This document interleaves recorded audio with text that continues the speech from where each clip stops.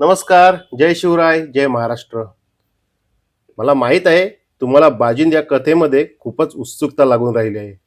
आता आपण अस्ते अस्ति बाजिंद कथेच्या शेवटाकडे वळत आहोत. आता आपल्या कथेमधील बरीच कुडी उलगडलेली आहेत. आपण नित्यनियमाने ही कथा ऐकत आहोत आणि जाणून घेत आहोत बाजिंद म्हणजे नक्की काय आहे. कथाच एवढी विलक्षण आहे की ऐकतच राहावी.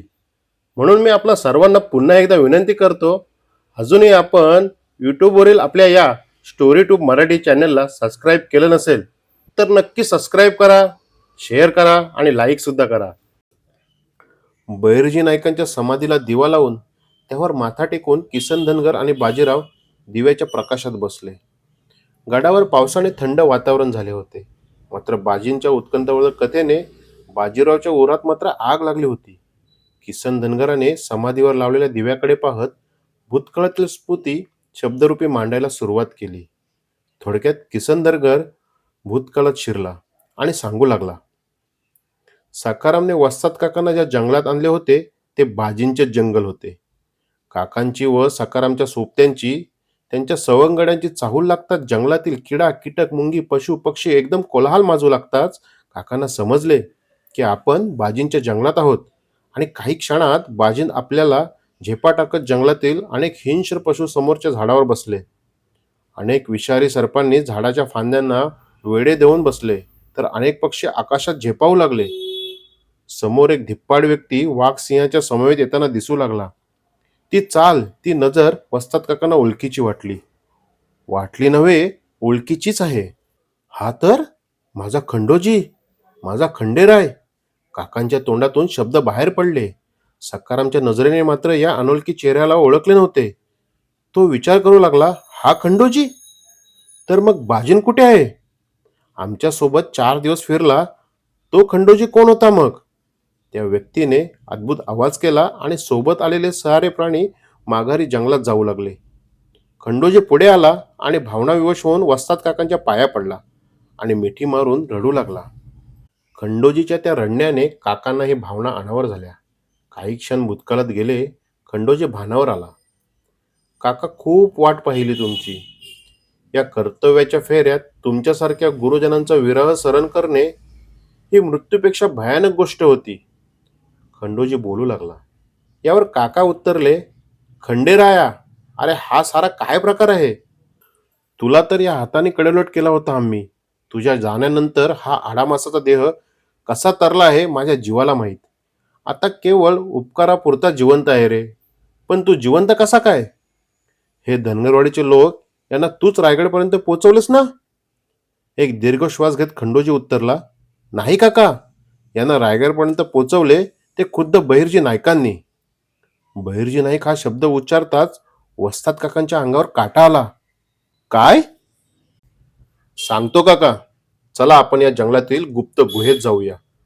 वस्ताद काका सोबत आणलेले 2 धारकरी आणि सखारामसह त्याचे सवंगडी खंडोजी सोबत त्या जंगलातील गुप्त गुहेत जाऊ लागले.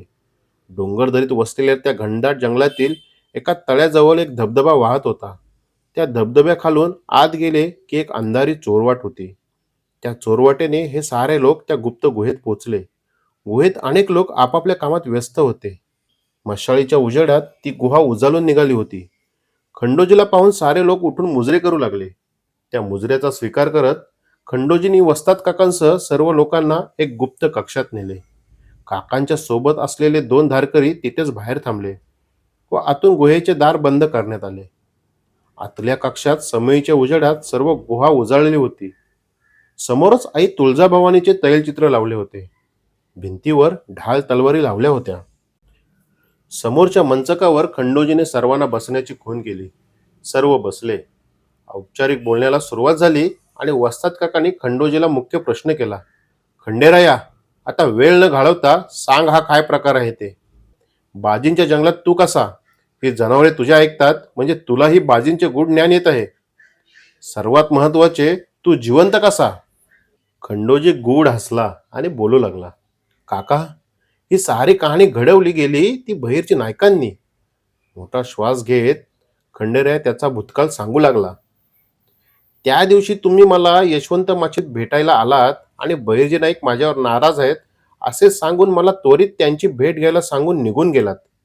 तोवर जे घडले ते माझ्या बुद्धीने घडले.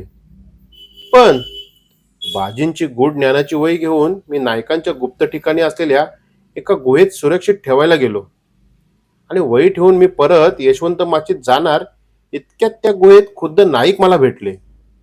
जो वृत्तांत मी तुम्हाला सांगितला तोच वृत्तांत मी नायकांना सांगितला.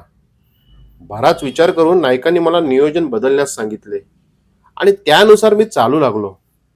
मराठ्यांची चिवट फौज जिंकणे साक्षात यमालाही अजिंक्य आहे. मात्र मी भीमाचा वापर करून तुमचा हल्ला परतवला. भीमाने यशवंत माचीच्या गुप्त खबरा बाहेर देणे सुरू केले होते आणि त्यायोगे सावित्रीसोबत लग्नाची स्वप्ने रंगवणे सुरू केले होते. हे मला आधीच समजले होते, म्हणून त्याला संपवणे हे गरजेचे होते. दरम्यान बाजींचे ते गूढ ज्ञान बहिर्जी नायकांनी त्याच गुहेत 4 ते 5 दिवस सतत अभ्यासून आत्मसात केले आणि जेव्हा तुम्ही बाजींच्या हल्ल्यात अडकून मरणाच्या दाढेत होता तेव्हा बहिर्जी नायकांनी मूळ आवाजात ती जनावरे परत घालवली आणि गूढ आवाजात बाजींला तू परत तुझ्या जंगलात निघून जा, मी तुझी या जंगलात येऊन भेट घेईन असे सांगितले. ठरल्याप्रमाणे भीमा बंड करून उठणार हे मला माहीत होते. तेव्हा त्याला हाकलून लावून मुद्दाम तुमच्या वाटेला पाठविले आणि त्यानेही तुम्हाला यशवंत माचीची गुप्त वाट दाखवली. युद्ध पेटणार याची मला कल्पना होतीच, पण राजे यसाजी व सावित्री सोबत त्यांची नेकजात फौज ही स्वराज्याच्या कामी यावी यासाठी आमचा जीव तुटत होता आणि तुमच्या निकराच्या हल्ल्याने ते शक्य झाले. राजे यसाजी राजांनी शिवरायांच्या पवित्र कार्यात योगदान देण्याचे कबूल केले आणि त्या सर्वांना गुप्त वाटेने मी बाजींच्या जंगलात पोहोचवले. तिथे ते सुरक्षित होते. भीमासारखा हरामखोर स्वतःच्या हाताने ठार करण्यापेक्षा बहिर्जी नायकांच्या आज्ञेनुसार त्याला बेशुद्ध करून काळ्या कपड्यात बांधून त्यांच्या स्वाधीन केला. पण तो खंडोजी आहे असे सांगून बहिर्जी नायकांनी मलाच धक्का दिला. खंडोजी म्हणून भीमाला कडेलोट करून ठार केले. यशवंत माझी स्वराज्यात आली, पण एवढ्यावर थांबतील ते बहिर्जी नाईक कसले? रायगड परिसरात किमान 100च्या वर छोटी छोटी राज्ये जे शिवरायांचे नेतृत्व अमान्य करून वैर मिळत होती ती सारे आज भगव्या झेंड्याखाली आहेत. याचे श्रेय जाते केवळ बहिर्जी नायकांना. बाजींच्या गूढ विद्येचा वापर स्वराज्य कामी व्हावा ही बाजींची इच्छा होती, पण खुद्द बाजींना स्वराज्याच्या कामात आणून बहिर्जी नायकांनी इतिहास घडवला. राजे यसाजी शिर्के यांना केवळ यशवंत माचीचे नेतृत्व न देता जिंकलेल्या 100 राजांचे अधिपती करून त्यांची ताकद 100 पट केली. सावित्रीसारखी रणरागिनी स्वतः हातात तलवार घेऊन इतके दिवस या गुप्त मोहिमेत आमच्या सोबत लढली. खंडेराया बोलत होता ते ऐकून वस्ताद काकांच्या डोक्यात झिंझिन्या येत होत्या. शेवटी डोळ्यात पाणी आणून ते बोलू लागले. खंड्या, अरे सुरतेची लूट, आग्र्याहून सुटका यासारख्या जीवघेण्या कामगिरीत तू आणि मी सोबत काम केले, पण मी तुला समजू शकलो नाही. गुप्तता हा स्वराज्याचा आत्मा आहे, पण इतकी बेमालून गुप्तता राखून तुम्ही जे काम केले आहे त्यासाठी या म्हाताऱ्या गुप्तहेराचा तुम्हाला मानाचा मुजरा. खंडोजी बोलू लागला. उलट मुजरा तुम्हाला असेल, आमचा व खुद्द बहिर्जी नायकांचा. आणि शेवटी काका बोलू लागले. ज्याला करंगळी धरून लहानाचे मोठे केले त्याला सुद्धा कर्तव्यात कसूर केली म्हणून आपण खंडोजी समजून कडेलोट केले ना. स्वराज्यात भावनेपेक्षा कर्तव्य मोठे आहे. हा शिवशाहीचा शिरस्ता तुम्ही जगून दाखवलात. तुम्हाला मानाचा मुजरा. वस्ताद काका व खंडोजी एकमेकांच्या मिठीत पडून रडू लागले. त्यांची ती विलक्षण गुरु शिष्याची भेट पाहून सखाराम, नारायण सर्जा व मल्हारी सुद्धा रडू लागले होते. इतक्यात गुहेचा दरवाजा वाजला. खंडोजीने दार उघडले आणि बाहेर एक हेजीब वर्दी द्यायला आला होता. तो बोलला, दस्तर खुद्द शिवाजी राजांचे अश्वपथक जंगलाच्या पूर्वेकडून येताना दिसले आहे. राजे येत आहेत. खंडोजी बोलू लागला. तू चल पुढे, राजांच्या अश्वांचा ताबा घे. आम्ही क्षणात आलोच. काका चला, महाराज येत आहेत. सोबत बहिर्जी असावेत, कारण यशवंत माची जिंकून आसपासच्या 100 राजांची ताकद एकवटली आहे. महाराजांच्या मनातील रायगड परिसरातील काळजी निघून गेली आहे. आता केवळ एकच ध्येय, दक्षिण दिग्विजय. चला सारे. वस्ताद काकासोबत सखाराम व त्याचे सवंगडी खंडोजी सोबत महाराजांच्या भेटीला निघाले. बाजींच्या जंगलात बाजींची सारी सेना महाराजांच्या दर्शनाला निघाली. खंडोजी वस्ताद काकांना बोलला, काका, अजून काही लोक तुम्हाला भेटायला आतुर आहेत. असे म्हणत ते जंगलात एका ठिकाणी असलेल्या छावणीकडे आले. बाजिंद, खंडोजीने हाक मारताच तो धिप्पाड युवक समोर आला, ज्याच्या चेहऱ्यावर विलक्षण गांभीर्य होते. खंडोजीने बाजिंदला मुजरा केला.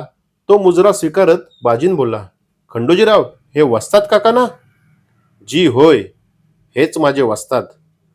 बाजींने वस्ताद काकांच्या पायांना स्पर्श करायला खाली झुकला, पण त्यांचा हात मध्येच धरत काका बोलले, अहो, ज्यांच्या कहाण्या ऐकून रायगड परिसर हादरून जातो असे बाजीन माझ्या पाया पडतात हे ठीक नाही.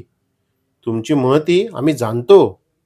यावर हसत हसत बाजीन उत्तरला, नाही काका, तुमच्यासारखे शूर, हिकमती आणि निष्ठावान हेर शिवरायाने लाभले हे स्वराज्याचे नशीब. तुमचा पट्टा सुदर्शन फिरावा तसा फिरताना आम्ही पाहिले आहे. आम्ही 100 वर्ष लोकांना केवळ घाबरवून सोडण्याशिवाय काय केले? आमचे मूळ पुरुष बाजींच्या अंतिम इच्छेला आता फळ मिळाले आहे. आता आम्ही मरणाला केव्हाही तयार आहोत. हा संवाद चालू होता आणि खुद्द येसाजीराव शिर्के महाराज, त्यांची मुलगी सावित्री व सर्व अंगरक्षक समावेत तिकडे येत होते. वस्ताद काकांनी ओळखले, हेच ते राजे शिर्के, ज्यांनी कित्येक वर्षे स्वराज्याला न जुमानता लढा दिला, पण आता वयाच्या शेवटच्या टप्प्यात मात्र भगव्या ध्वजाखाली आले. त्यांना पाहताच सर्वांनी मुजरे केले. खंडोजीने वस्ताद काकांची व राजे आणि सावित्रीची सर्वांना ओळख करून दिली. नमस्कार, जय शिवराय, जय महाराष्ट्र. सर्व श्रोत्यांना पुन्हा एकदा सप्रेम नमस्कार. आपण सगळेजण बाजीने या आपल्या कथेमध्ये पूर्णपणे रमून गेलेलो आहोत. ऐकता ऐकता आपण कधी एकदा आपल्या समाप्तीच्या दिशेने झुकलो हे सुद्धा आपल्याला समजले नाही. आता आपली ही बाजींची कथा आपल्या शेवटाच्या दिशेने झुकत आहे. जर तुम्हाला हे बाजींचे भाग आपल्या मित्र परिवाराला ऐकवायचे असतील तर नक्कीच त्यांना शेअर करा आणि त्यांना सांगा आपल्या या यूट्यूबवरील स्टोरी ट्यूब मराठी चॅनलला सबस्क्राईब करायला, आणि त्याचप्रमाणे लाईक करायला सुद्धा सांगा, शेअर करायला सुद्धा सांगा. आणि आपल्यापैकी अजून कोणी जर सबस्क्राईब करायचं राहिलं असेल तर नक्की सबस्क्राईब करा, लाईक करा, शेअर करा. आपल्याला ह्या कथेबद्दल काही अभिप्राय नोंदवायचा असेल तो सुद्धा नक्की नोंदवा. धन्यवाद.